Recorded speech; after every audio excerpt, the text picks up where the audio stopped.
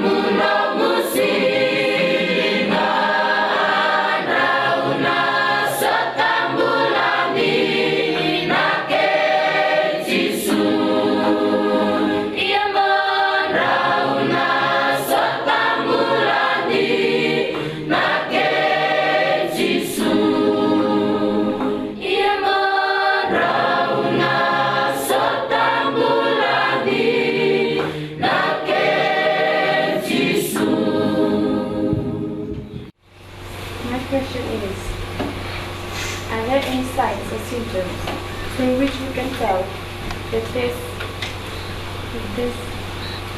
person is HIV positive? No. The thing is, you can suspect that someone has HIV positive, is HIV positive. The only way to find out if you're HIV positive is through a blood test. That's the only way. You know, sometimes in your working day or in your school day, you feel off color, right? You are no different from adults. They feel off color too during their working days, and they, oh, something's wrong with me, go and see a doctor or something like it. It happens all the time. But no one can say so-and-so is. You can suspect. And there are certain things that one goes through when you have,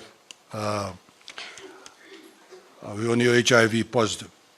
You're starting to get continuous colds, sneezing all the time. You start to lose weight. You get body sores.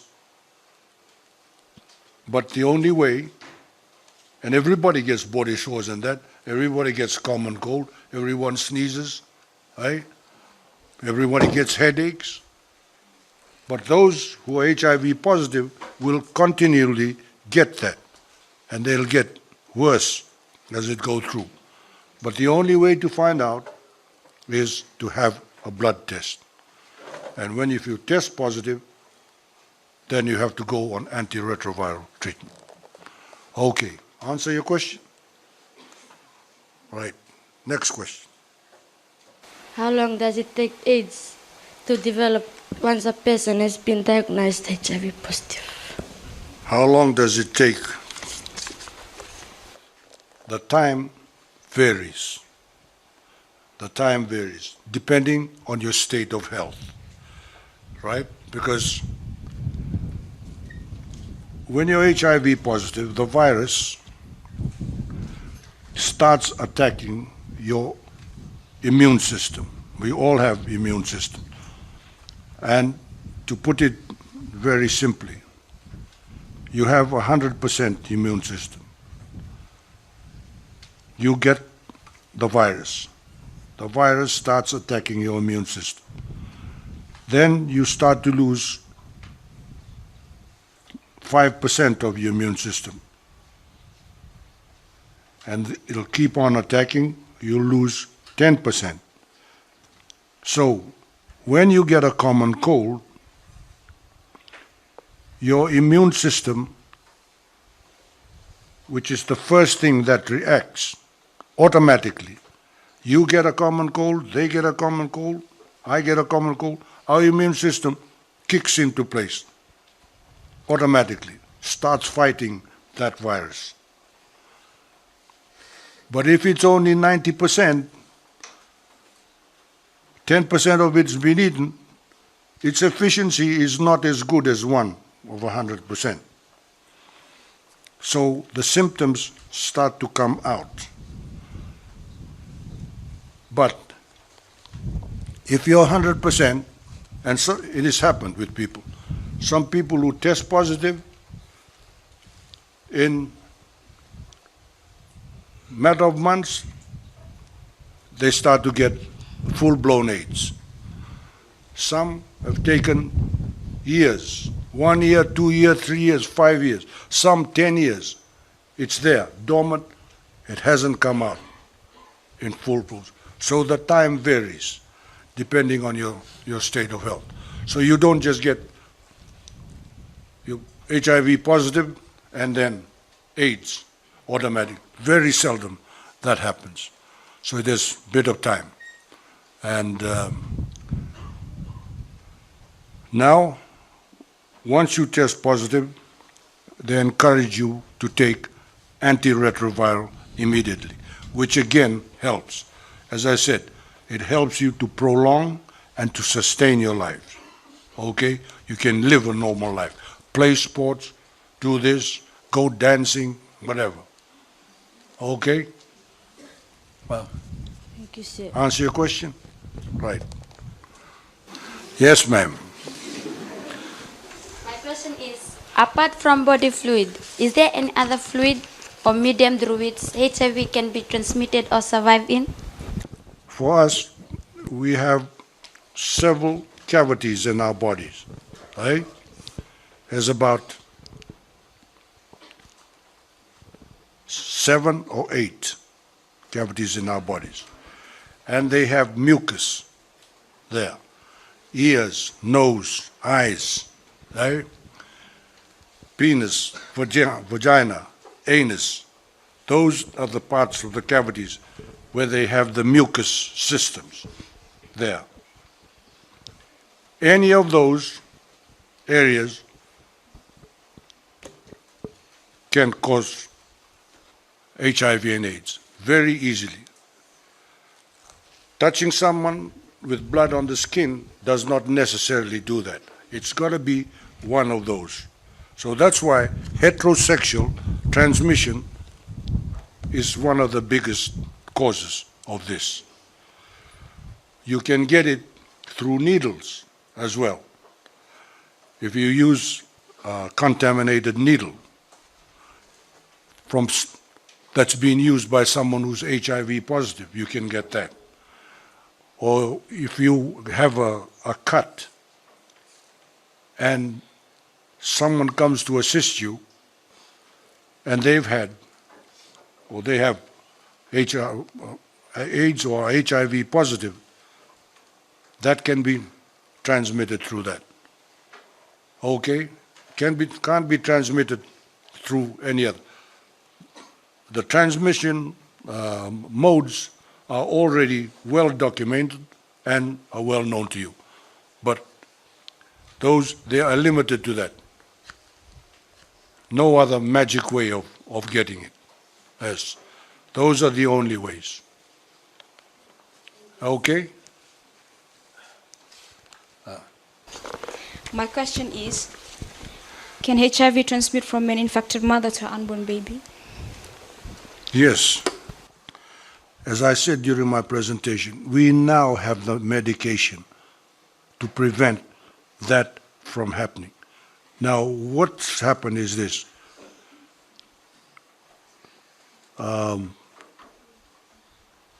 Mothers, when they go to their prospective mothers, go to their antenatal clinic, before they were asked to take a blood test. Asked to take a blood test, and some of them take a blood test, and some didn't. Now, most people, because of the campaign that we've been having, when they go, prospective mothers, they take a blood test automatic, particularly single mothers. Particularly single mothers take a blood test. Now, this is how it happens. If you take a blood test and you test positive, the doctor will counsel you. He or she will counsel you and say, look, you're pregnant in the family way. You also have tested positive for HIV. Now, I will give you the medication to prevent you passing HIV to the unborn baby. And they give you the medication for that. And they do that until the child is born. Now, they advise that the best thing to do is to have a cesarean birth when that takes place. Now, when the child is born, they take a blood test of the child. And if that blood test is negative, they wait for 6 months. Then they take another blood test. If that is negative, then they wait for 1 year. So 2 years after birth, they take another test. And when you take that, and it's negative, the child is negative, provided the mother takes the antiretroviral medicines. There's no problem. And that's why I've been saying, we have the medication to do that. But taking antiretroviral is a thing of discipline. And what the mother is advised is, we can do only so much for you. It's your state. But we can do everything for your child so that he or she does not get HIV. And it's worked many times over. I know a couple in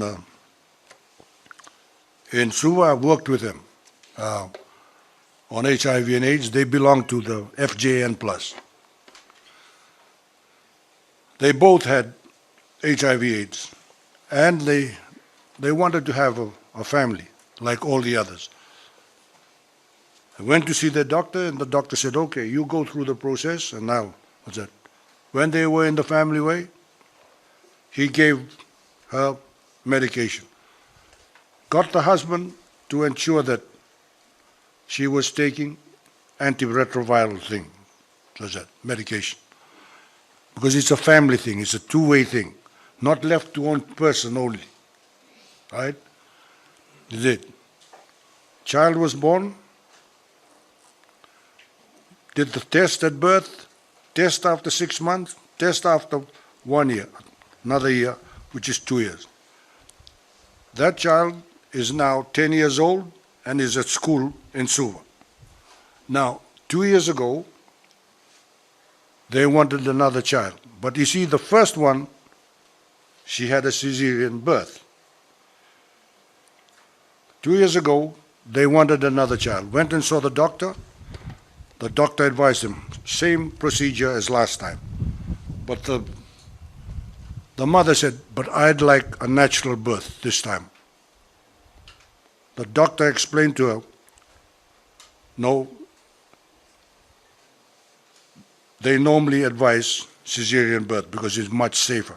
And she said, no, I'd like to have a natural birth. So that was her right. And the doctor agreed.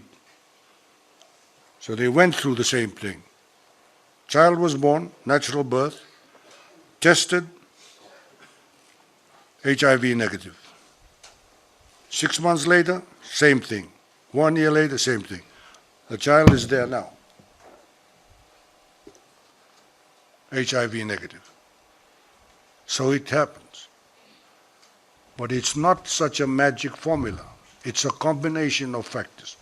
The mother, that's why I've always encouraged people, I don't like to see single mothers go to antenatal clinics. The partners, like the husbands, they have to accompany them. Because it takes two to tango. Eh? Takes two to tango. So when it comes to a baby, you've got to look after that, two of you, from the beginning. And if you do that, it's well and good for everybody. So it does happen, it does work, and I've seen it work. And if we keep on, and mothers keep on doing that, taking their medication was that, it's no problem. And that's why I said 100% is what we want on that. Okay, answer your question? Right, you're welcome. His Excellency, my question is, what is the current statistics of high school students being HIV positive? I've asked many times if there are any high school students with HIV and have been given no figures at all, none. There are youth who are not at school, who are outside, who are in the 14 to 29 age group, who are HIV positive. But as far as I know, and I've been in this advocacy business for many years, I haven't come across one. Although there are some who are going through school now who didn't get HIV AIDS through heterosexual means, but mother to child, who are now at school taking antiretroviral, you see, which is a different thing. They didn't bring the problem on themselves. It was done because the mothers at antenatal clinic didn't take a blood test, and then when the child was born, found that it was HIV positive, given medication, it's sustained its life, it's prolonged its life, it's HIV positive, but it's still taking medication, antiretroviral. Thank you, sir. Right. Next question. Hakwa. Okay. All I want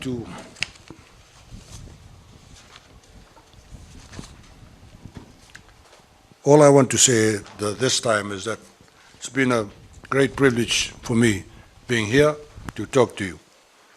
And I just say again what I've said before. Avoid getting HIV and AIDS. I'll tell you of two incidents that I've come across when I've been going around attending conferences internationally.